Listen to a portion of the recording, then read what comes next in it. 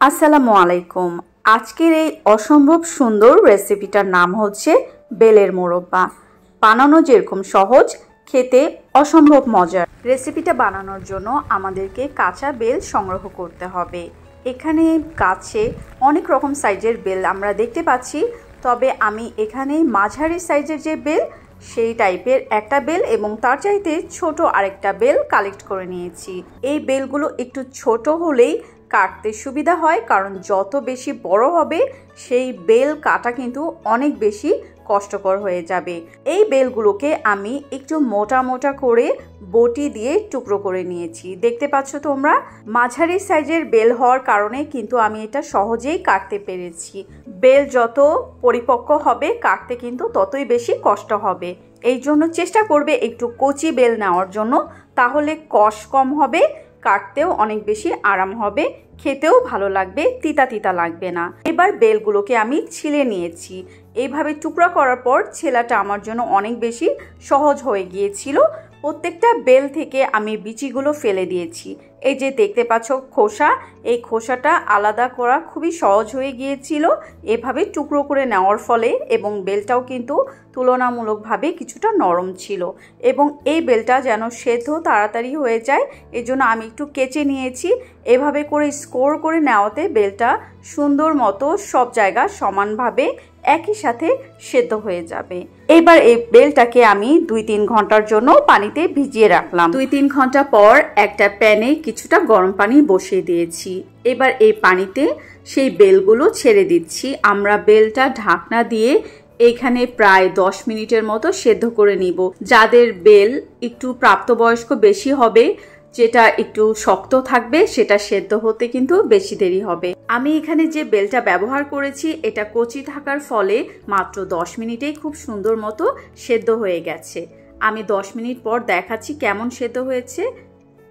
একদম কিন্তু নরম হয়ে গেছে। এবার কি করতে হবে, এই বেলগুলো আমি পানি থেকে তুলে ফেলবো।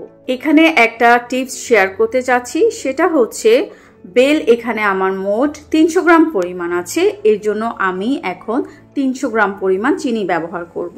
তোমাদের যতটুকু পরিমাণ বেল থাকবে ঠিক ততটুকু পরিমাণ চিনি এখানে তোমরা মোরব্বার জন্য ব্যবহার করবে। বেলগুলো সব আমি পানি থেকে তুলে ফেলেছি।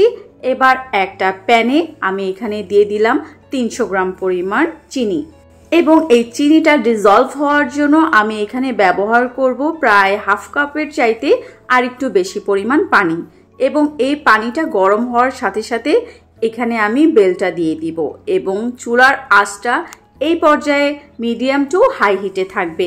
লো হিটে করলে কি হবে, বেলটা অনেক বেশি সেদ্ধ হয়ে গিয়ে ভেঙে ভেঙে যেতে পারে। এর জন্য চুলার আঁচটা এই পর্যায়ে মোটামুটি একটু বাড়িয়ে রাখতে হবে, এবং আমি আস্তে আস্তে করে নেড়ে এই চিনির শিরাটাকে এখন রান্না করতে থাকবো।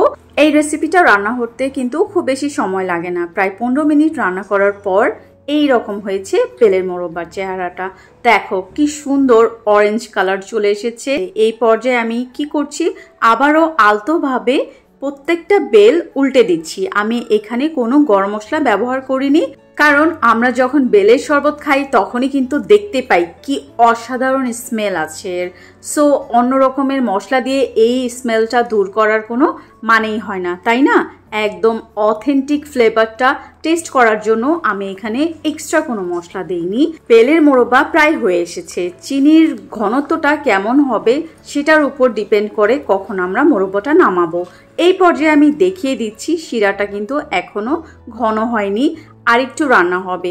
আমি এটাকে প্রায় আরো 5 মিনিটের মতো রান্না করব, তারপর আমি এটা চুলা থেকে নামিয়ে ফেলবো। হয়ে গেছে 5 মিনিট। 5 মিনিট পর অনেক বেশি ঘন ঘন লাগছে, এবং আমি এই পর্যায়ে চুলাটা এখন বন্ধ করে দিয়েছি, কারণ যখন এটা ঠান্ডা হবে তখন কিন্তু চিনির শিরাটা আরো বেশি ঘন হয়ে যাবে, এবং এটা সার্ভ করতে হবে প্রায় 5 থেকে 6 ঘন্টা পরে। যখন পুরোপুরি ঠান্ডা হয়ে চিনির শিরায় এটা থাকবে তখন কিন্তু আমরা এটাকে সার্ভ করব। আর আমি এখন কিছুটা ঠান্ডা হওয়ার পর দেখাচ্ছি। কিছুটা ঠান্ডা হওয়ার পর কিন্তু শিরাটা একদম ঘন ঘন হয়ে এসেছে। এটা যত বেশি ঠান্ডা হবে শিরা আরো বেশি ঘন হয়ে যাবে। এখন আমি এটা একটা প্লেটে সার্ভ করেছি। উপর থেকে কিছুটা শিরা দিয়ে দিচ্ছি, কারণ কেউ যদি একটু বেশি মিষ্টি পছন্দ করে তারা যেন এক্সট্রা কিছু শিরা নিয়ে খেতে পারে। খেতে কেমন হয়েছিল? আলহামদুলিল্লাহ অনেক ভালো হয়েছিল। আমার সাজেশন হচ্ছে এটা বানিয়ে ঝটপট সবাই মিলে বসে চেটেপুটে খেয়ে ফেলবে। কেউ যদি চাও এটা স্টোর করতে, তাহলে ফ্রিজে নর্মালে রাখলে এটা ভালো থাকবে বেশ কয়েকটা দিন। আর এই বেলের মোরব্বাটা খেতে যেমন সুস্বাদু, তেমনি এই ঐতিহ্যবাহী খাবারটা আমাদের স্বাস্থ্যের জন্য কিছু কিছু ক্ষেত্রে অনেক বেশি উপকারী। জানা যায় মুঘল আমলের রাজা বাদশারা বিভিন্ন রকমের পেটের অসুখ এবং শারীরিক ক্লান্তি দূর করার জন্য এই বেলের মোরব্বা খেয়ে থাকতেন। ঐতিহ্যবাহী এই রেসিপিটা ভালো লেগে থাকলে প্লিজ আমার চ্যানেলটা সাবস্ক্রাইব এবং ফেসবুক পেজটা ফলো দেওয়ার অনুরোধ থাকলো। Thanks for watching. আল্লাহ হাফেজ।